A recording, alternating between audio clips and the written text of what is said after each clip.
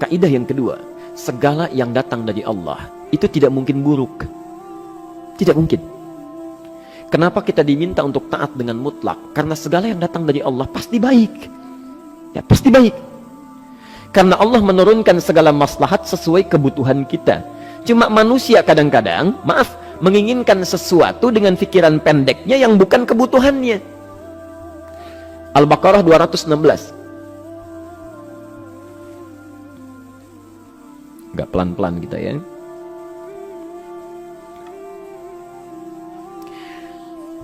Bapak Ibu kalau diminta milih, pilih motor, pilih mobil.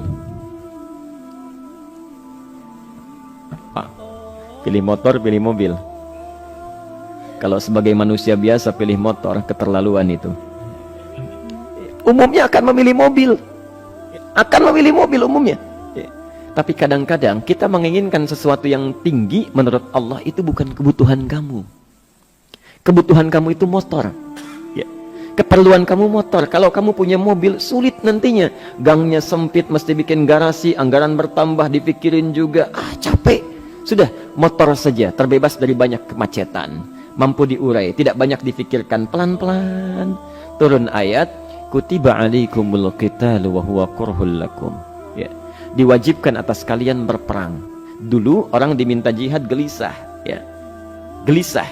Nah, kalau ada perintah Allah yang melahirkan kegelisahan, ini maknanya. Ya. Tidak harus dalam konteks jihad yang fisik. Ya. Jihad, melawan hawa nafsu kita. Jihad melawan pikiran kita. Jihad melawan prasangka buruk kita. Kadang-kadang ada keinginan kita yang kita inginkan menurut Allah itu belum baik untuk kita. Nah, sifat manusia ketika diberikan oleh Allah keputusan yang terbaik, kadang-kadang ada sifat dalam hatinya gejolak, belum bisa menerima. Ya. Ada gejolak di hatinya. Dalam keadaan demikian kata Quran, kutiba alaikumul qital. Kalau Anda merasakan sesuatu sedang ada gejolak di jiwa, sulit menerima ketetapan Allah, maka perangi perasaan-perasaan buruk itu. Wa huwa kurhul lakum, walaupun itu sulit. Walaupun itu sulit. Jangan berprasangka buruk dulu pada Allah.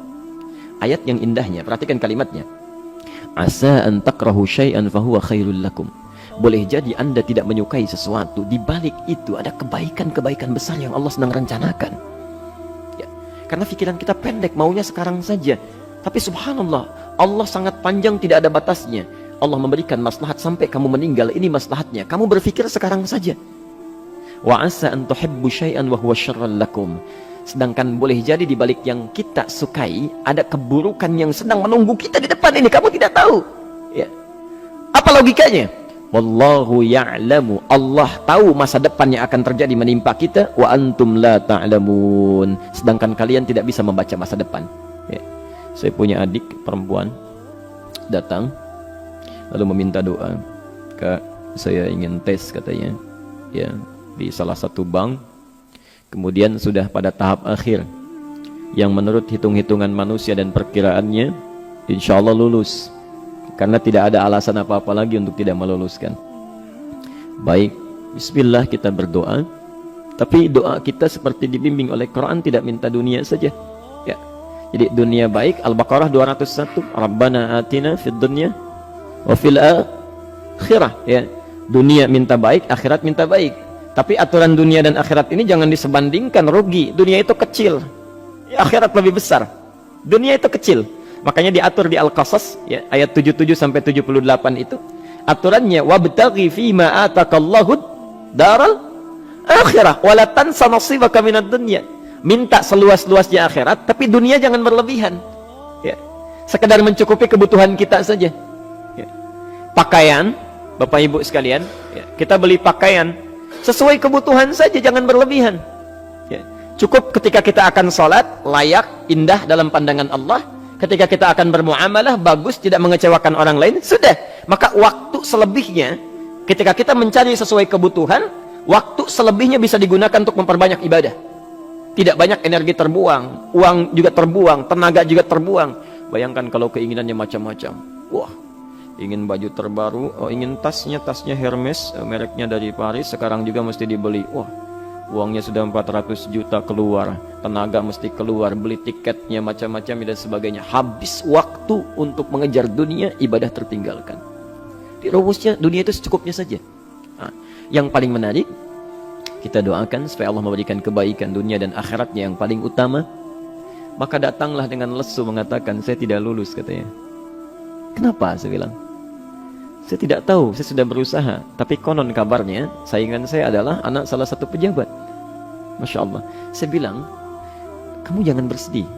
Kamu menginginkan sesuatu dengan pikiran pendek, Allah pasti memberikan yang terbaik yang tidak terlukiskan nanti. Subhanallah. Pekan beberapa hari setelah itu, muncul berita, ternyata dia diterima di bank syariah.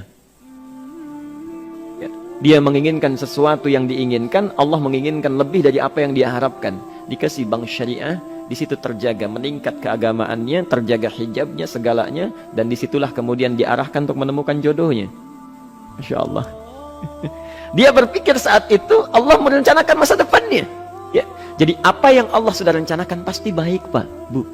Jadi tadi dari salat subuh yang pertama kali ingin disampaikan adalah, coba dilihat sampai subuh ini, adakah aturan Allah dan Rasulnya yang sampai subuh ini pernah kita langgar, pernah kita ragukan? Barangkali itu yang membuat kehidupan kita sulit. Ya. Allah, Rasul membuat aturan. Dan ada 4 tipikal orang, ya, 4 tipikal orang bila dihubungkan dengan aturan yang Allah dan Rasul sudah buat itu. 1, ada yang ikut aturan. Maka orang seperti ini, kata Quran, yuridullahu bikumul yusra wala yuridu bikumul usra. Al-Baqarah 185. Allah menginginkan kemudahan, tidak menghendaki kesulitan dalam hidupmu. Ya. Maka dibuat aturan, yang ikut aturan Allah pasti mudah hidupnya. Ya, pasti mudah hidupnya. Ya. Rizkinya mudah, hidupnya mudah, nyaman, enak. Ya. 1, ada yang ikut aturan. Yang kedua, ada yang keluar aturan. Ya. Ini pasti repot. Pasti repot. Di awal-awal seperti menyenangkan, ujung-ujungnya repot. Allah bilang, jujur, jangan berdusta. Kalau dusta celaka. Wailul lil mukadzibin. Celaka bagi para pendusta. Dia keluar aturan, dia berdusta. Awal-awal memang nikmat. Besok. Ya. Pak, ini amplop siapa ya? Ya. Maaf Pak, ini amplop memang ini khusus Pak, anggaran tertentu, tidak ada kaitan dengan proyek ini. Padahal ada kaitan dengan proyek, dia sisihkan untuk kepentingan pribadinya. Bohong. Saat itu merasakan enak dapat tambahan, besok-besok dikejar-kejar sama aparat kepolisian. Ya. Celaka. Wail, itu sudah keluar aturan, pasti celaka. Ya. Subhanallah. Jadi ada orang kedua keluar aturan. Yang ketiga, bikin aturan sendiri. Dikasih aturan, dia bikin aturan sendiri. Subhanallah. Kalau sakit, dibuat ketentuan. Sakit pertama, kalau biasa-biasa saja, ya subhanallah, ikhtiarnya pergi ke dokter. Seorang sahabat datang kepada Rasulullah, ya Rasulullah, saya sakit, tolong doakan saya. Kata Nabi, idhab ila tabib, pergi ke dokter. Ini orang pintar sekali. Kata orang ini, ya Rasulullah, Anda kan Nabi Rasul, angkat tangan Anda, Allah kan maha menyembuhkan, nanti Allah sembuhkan saya. Cerdas ya? Tapi subhanallah, Nabi harus lebih cerdas, dapat bimbingan dari wahyu. Pergilah ke dokter, karena kesembuhan yang telah Allah tetapkan dititipkan di tangan para dokter. Masya Allah, pergi ke dokter. Ya. Itu rumus pertama. Nanti kalau dokter sudah pada hand up, ya, angkat tangan, tidak mampu menyembuhkan, itu tandanya Allah ingin langsung menyembuhkan tanpa turut campur makhluk yang ada. Maka kaidahnya akan berubah nanti, ya, dari kaidah biasa kepada kaidah Al-Anbiya ayat 83 sampai 84. Itu aturan yang menyembuhkan langsung dari Allah Subhanahu wa taala. Tapi kalau Anda sakit, perginya ke dokter. Ya. Cuma ada manusia bikin aturan sendiri. Sakit, pergi ke dukun. Ya. Dukun nggak bisa, pergi ke paranormal. Dirinya pun sudah nggak normal.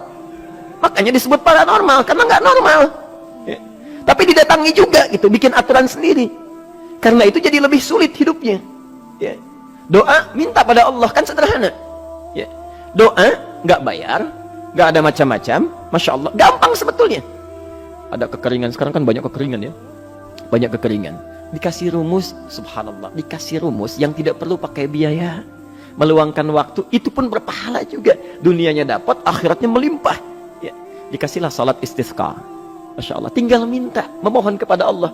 Salat, mengangkat tangan, mohon pada Allah, subhanallah. Manusia tidak bikin aturan sendiri. Digarami saja.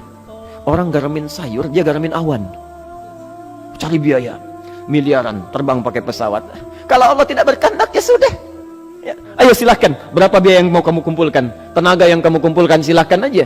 Ya. Yang ini hujan, bikin kering lagi di sana. Sana hujan, bikin kering lagi di sana. Mau sampai kapan? Ya. Dikasih yang gratis, tinggal muncul. Cuma manusia bikin aturan sendiri. Ya susah hidupnya. Itu yang ketiga. Yang keempat, ada orang nggak mau diatur. Allah bikin aturan, dia nggak mau diatur. Ya, Masya Allah. Ini yang luar biasa. Inilah yang fasik. Fasik itu keluar dari aturan, menyimpang.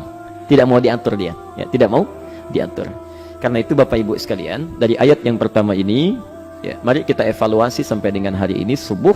Dari ayatnya memang sederhana, singkat, padat, cuma satu ayat. Tapi meminta kita untuk melihat, sudahkah sampai hari ini taat pada Allah dan Rasulnya? Yang kedua, ketaatan kita apakah selalu ragu atau sudah melahirkan keyakinan yang paripurna? Ya. Yang ketiga, pelajari aturan-aturan Allah terkait kehidupan kita. Aturan sholat, aturan muamalah, ya, aturan beraktivitas, aturan berumah tangga. Pelajari itu supaya mendapatkan kemudahan. Biasanya kesulitan didapatkan karena kita belum mengenal aturan Allah dan